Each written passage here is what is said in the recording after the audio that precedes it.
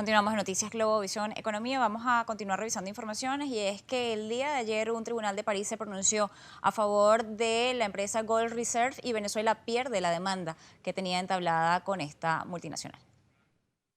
A través de un comunicado, la minera canadiense informó que la Corte ha rechazado todos los argumentos levantados por Venezuela y como resultado ha descartado el pedido de anulación solicitado, por lo que la compensación de 713 millones 32 mil dólares más intereses permanece ejecutable en Francia.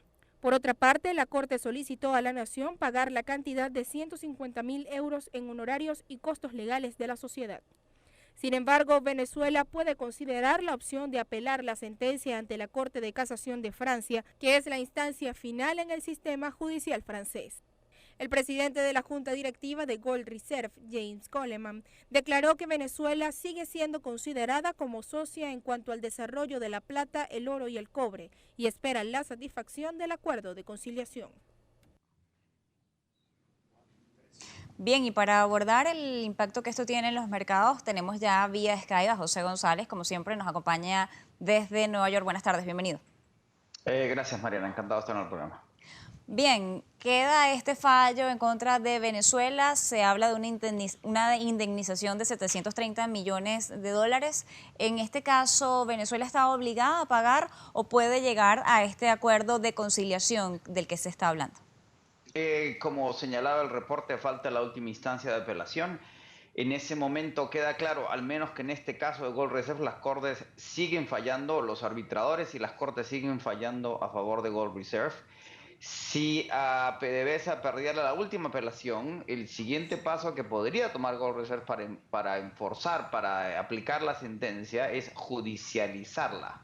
Es decir, que un juez dicte una sentencia y Gold Reserve busque un embargo como forma de pago si es que no es pagado en efectivo. En la medida que están anunciando una conciliación, la compañía sigue buscando llegar a un acuerdo con PDVSA, con el gobierno venezolano, para no llegar al proceso judicial per se y de embargo, que suele ser además muy caro y puede tomar mucho tiempo.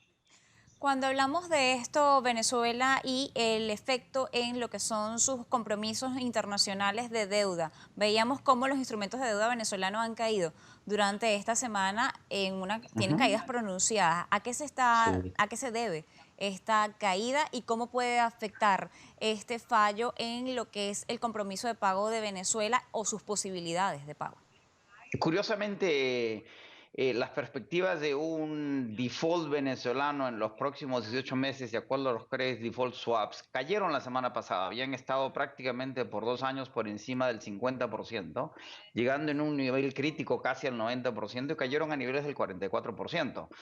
Sin embargo, los bonos, en lugar de reaccionar positivamente a esa perspectiva de los credit default swaps, cayeron en los últimos días. ¿Por qué? Porque los precios del petróleo no terminan de subir. El mercado le queda claro que probablemente sí se cumplan en este momento los acuerdos de la OPEP, pero el precio del petróleo no pasa, en el caso del WTI, de los $53 el barril. Y esta mañana los analistas de petróleo y los traders de commodities en petróleo señalaban que el riesgo puede ser a la baja en la medida que ayer los inventarios de petróleo fueron muy altos, hoy día los inventarios de gasolina son muy bajos y el petróleo se mantiene estable porque no hay demanda. Y a los niveles actuales de $53, el precio del barril venezolano sigue siendo bajo de cara a las obligaciones que tiene la República. A eso hay que sumarle que la producción no solo no aumenta, sino que más bien parece que va a tender a declinar por otro año consecutivo. Y Reuters publica esta mañana un artículo muy largo en el cual señala que PDVSA está atrasada en sus obligaciones a China y Rusia en términos de los pagos de deuda por petróleo en casi un mes. Bien, ¿en qué pueden esperar los tenedores de bonos en este momento cuando ven caer los instrumentos? Usted señala que las expectativas de default ya no están dentro del panorama venezolano, o por lo menos no con la fuerza que estuvieron el año pasado.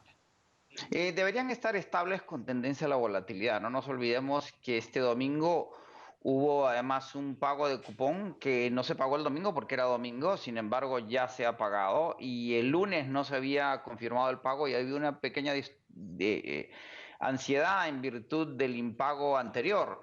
Pero en la medida que nos acerquemos a abril, que es donde el cronograma de pagos en los 3 momentos que va a tener este año es importante, podríamos ver más volatilidad en función de lo que el mercado, de la impresión que tenga el mercado de las posibilidades de pago de Venezuela en el contexto de que nadie cuestiona la voluntad de pago de la República y de PDVSA.